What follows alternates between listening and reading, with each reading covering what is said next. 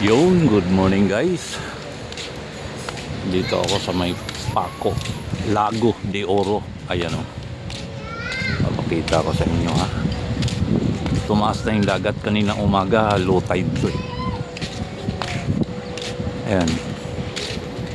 And marami naka-standby na mga bangka para kung gusto nyo mag-island hopping. Ayan, naka-standby lang yan. Mura lang dito, affordable yung ano nila, presyo. Tapos meron silang swimming pool, meron silang wakeboarding, malaking restaurant. Nag-i-enjoy yung mga bata. Diyan. Dito tayo.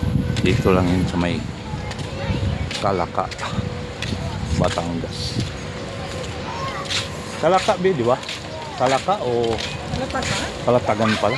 Kalaka ako ng Kalaka eh. Kalatagan pala to. Kalatagan, Batangas. Kalatagan.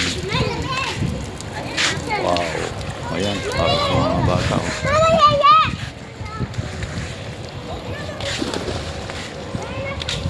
Ayan. Yung restaurant nila, overnight. Kuan lang dito, hindi bawal ka magdala ng pagkain, magluto. Kasi meron silang restaurant na pwedeng pag-orderan.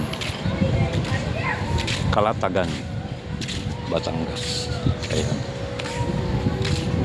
Ganda. Marami kang option kung anong gagawin mo. Mag-wakeboarding ka, mag-swimming pool na kuhan, magdagat,